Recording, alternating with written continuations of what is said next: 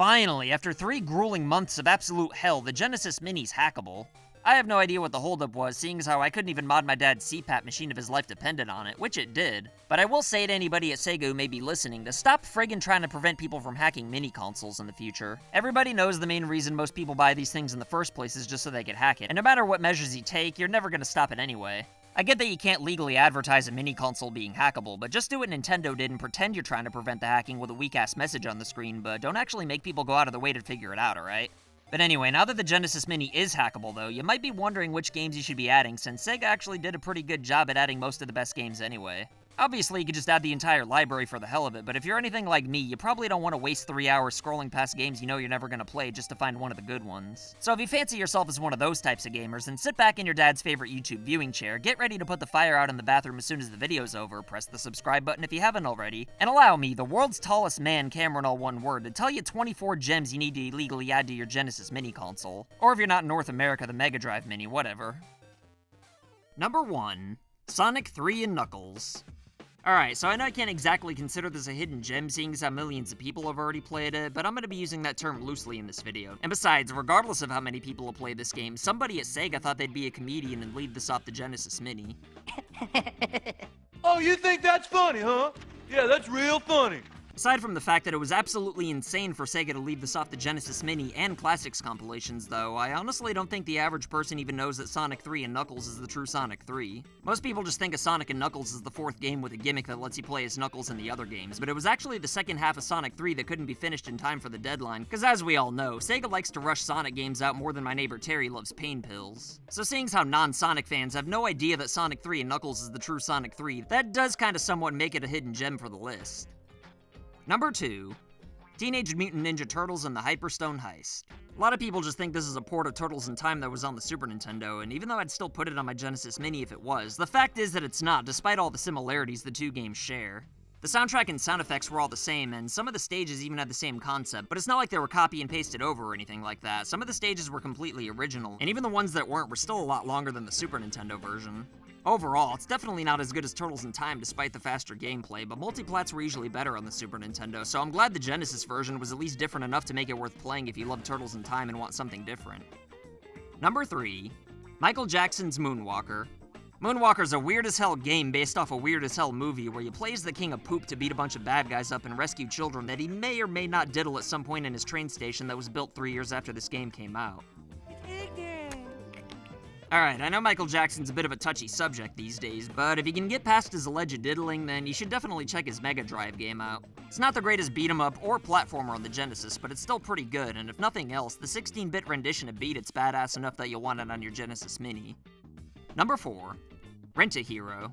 To be honest, I had no idea this game even existed before I did research for this video because it was only available in Japan. In fact, it even made it on the Japanese Mega Drive Mini, and I've gotta say, it looks pretty damn interesting. The story's about a kid who orders a pizza and somehow gets superhero armor sent to him instead, but he still has to pay for it, and to do that, he becomes a hero for hire. Which I guess is a nice way of saying mercenary. It's basically a JRPG in every way, except rather than a turn-based battle system, the fighting's in 2D and traditional. Even though the game was only released in Japan, you can still find English ROMs for it all over the place. While I can't tell you much else about the game since I've never actually played it, you are seeing the same gameplay that I did, and if you're still somehow not sold, then I don't think I want to know you, you creep.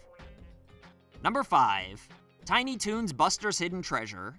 Like I said, multiplats in the 16-bit era were almost always better on the Super Nintendo, so I've always liked it when games from the same franchise were completely different on both consoles. Because that way it's still worth playing both of them, which is definitely true for Tiny Toons. Most people prefer Buster Bust Loose on the Super Nintendo, and I can definitely see why with the running mechanics and all that, but I don't know, I've always preferred the Genesis version. It's not a platformer that reinvents the wheel or anything like that, but it's still pretty solid. Plus, the game also proves that the Genesis was capable of great music as long as files weren't being copied and pasted over from the Super Nintendo. If you're enough of a fan of Tiny Toons to name your cat after the main character like I am, then you definitely need to check this game out. But even if you're not, you should still add this to your Genesis Mini if you like 2D platformers, which I'd imagine you do if you're playing a Genesis Mini in the first place. Number 6. ToeJam and Earl Panic on Funkotron. The first ToeJam and Earl was really unique, so I can definitely understand why fans were pissed when its sequel was a run-of-the-mill platformer. I mean, it'd be like making Life is Strange 2 a first-person shooter or something like that. But even though Panic of Funkotron's not as good or original as the first game, it's still worth adding to any Genesis collection. Number 7. Ghostbusters. When most people think of retro Ghostbusters games, they usually think of the garbage ones on the NES, but if you couldn't play the badass new Ghostbusters 2 because you didn't live in Europe, then you might remember Ghostbusters on the Genesis, which is easily the greatest 16-bit game in the franchise. I know that's not saying much, seeing as how there was never a game on the Super Nintendo, but even if there was, I don't think it would have topped the platformer shoot 'em up on the Genesis. It's got a cool style, sounds great, and on top of solid platforming, the game's got a pretty decent length to it, which is even better if you get to use save states. I mean, responsibly, of course. Don't you go spamming them, asshole. Numbers 8 and 9. Splatterhouse 2 and 3. Honestly, I don't know why these games weren't included in the first place. They might not be super kid-friendly, but there's nothing in these games that would have warranted an M rating or anything like that, so I don't know what gives. I know there's already plenty of side-scrolling beat-em-ups on the Genesis, but none of them are as gory as Splatterhouse, or even based on horror, really. What you see is what you get with these games, but in case you're not looking at the screen, what you get happens to be awesome. Number 10. XMen 2 Clone Wars. The best kinds of licensed games are ones that are fun if you've never even heard of the franchise, but even better if you're already a fan. And let me tell ya, X-Men 2 Clone Wars is definitely one of those games. For some reason, I never got around to watching X-Men as a kid, not because I didn't like it or anything like that, it just kinda never did. But I always did love the video games for the variety of characters and abilities you could use. For whatever reason, I feel like a lot of beat-em-ups never really made the same kind of effort as X-Men games did. I mean, all the characters usually had the same abilities for the most part, but X-Men 2 on the Genesis gave you 6 different characters to choose from, and they all made a pretty big difference on your experience. The music and sound effects kinda suck, but other than that, this game's pretty solid, and it won't take you too long to beat, which I think's perfect for retro games. Number 11. Snow Bros. This arcade port's not a very complicated game, and it might even be seen as a waste of space by some, but I think a good balance in game genres is crucial for any collection. And even though I'm generally trying to stay away from multiplat since they're usually better on the Super Nintendo, the only other home console this game appeared on was the NES. Which still might actually be better if I'm being honest, but it really just depends on whether you prefer 8 or 16-bit graphics. Either way, it's worth having both versions on your hacked mini consoles, you turkey, so stop giving me grief. I mean, it's not like you're paying for these ROMs anyway. Number 12. Ranger X. I know the Genesis already has plenty of good run-and guns, but if you're gonna lie and say you're tired of Gunstar Heroes, then Ranger X is the game for you. Just make sure you've got a 6-button controller and a little bit of patience to get used to the learning curve. Number 13. Yu Hakusho Makyo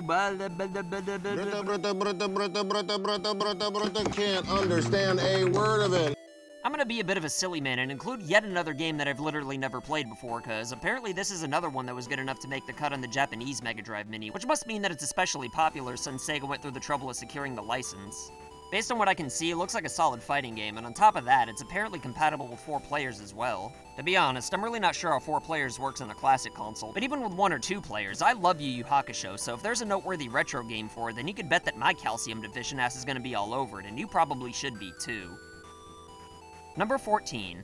The Adventures of Batman and Robin.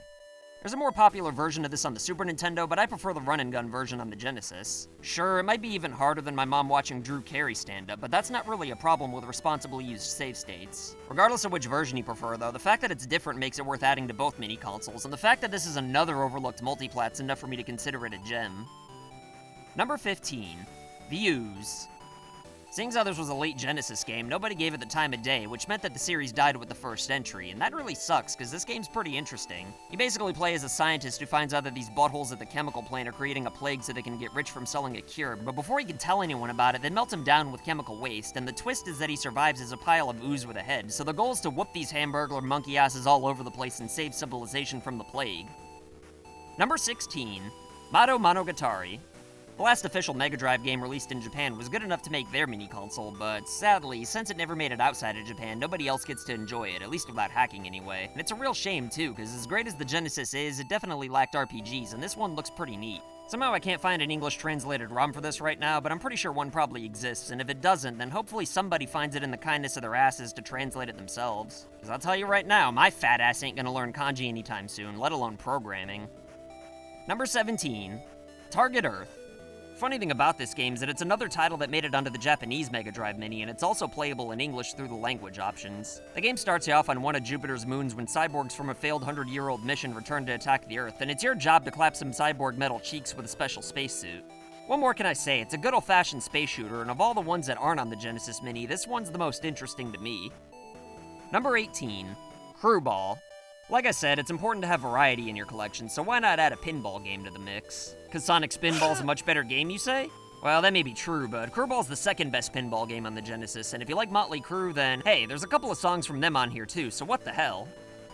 Number 19, Buck Rogers, Countdown to Doomsday.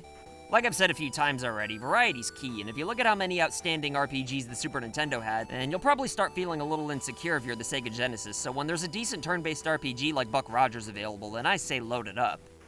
Number 20 and 21, Phantasy Stars 2 and 3. I know that early RPGs could be frustrating, and that Sega probably made the right move to put the fourth game in the series on the Genesis Mini, but even so, I still think it's important to play the more outdated games just to fully appreciate how far we've come. And besides, I think Phantasy Star 2 held up pretty well for me in 2006 without save states, so frig it, you could have fun with it in 2020. Number 22, The Amazing Spider-Man vs. the Kingpin on the Sega CD. Alright, so normally I hate the idea of hacking Classic Edition consoles and adding games that weren't even on the original platforms, because it kind of ruins the experience and feels a little too bootleg for me. I mean, after all, if you're gonna do that, then you might as well just get a Raspberry Pi. However, I'm pretty sure we're never gonna see a Sega CD Mini, and since it was technically an add-on for the Genesis, I'm gonna go ahead and count it for this video.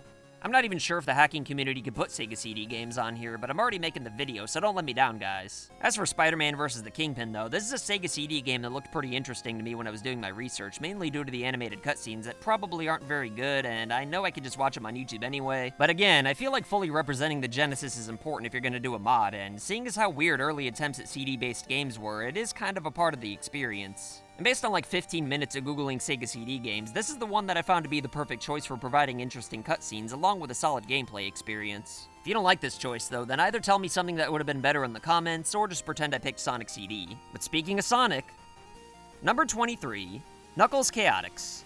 If we're gonna add a Sega CD game, then we might as well include a game from the 32X add-on while we're at it. And since most of the other 32X games were multiplats, and this is like the only retro Sonic game that was never re-released, then I figured, hey, why not toss it into the mix? It's a spin-off Sonic game where you play as Knuckles like the title suggests, and rather than the gameplay being based around speed, you're tethered to another character via a rubber band-like ring, and basically the goal is to try to figure out how to get through the stages. Seeing as how it's a Sonic game that wasn't based around speed, it wasn't all that popular back in the day, and it didn't help that it was on the 32X. But now that gamers are a little more open-minded these days to some extent, there's actually a fair amount of fans who want to see a remake, sequel, or at least a re-release, including the Sonic Mania creator Christian Whitehead. And if that's not enough to add it to your Genesis Mini, then I don't know what is. Number 24, Snatcher.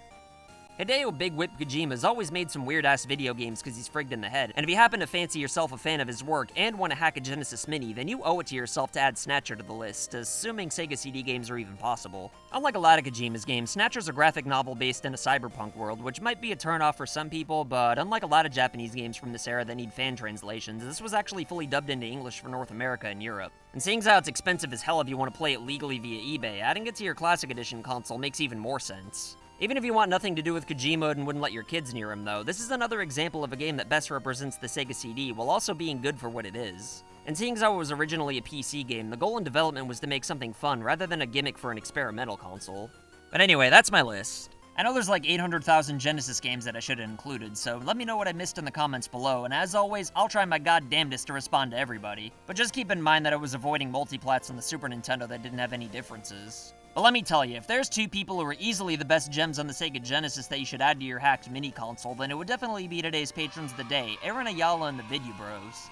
If you want to be badasses like these two, then consider supporting FU Game Crew on Patreon for loot boxes in the mail and other wacky rewards. And if you want to make a cameo, then send pictures or videos of you rocking any FU Game Crew merch like these legendary human beings you see before you. As always, like and share this video anywhere on the internet to help this channel grow. And if you want to prove that you're not down with registered sex offenders, then go ahead and press the subscribe button if you haven't already. My name's Cameron, all one word, and I'll be back with more videos soon. So I want to say thank you to your loyalty, thank you for your support.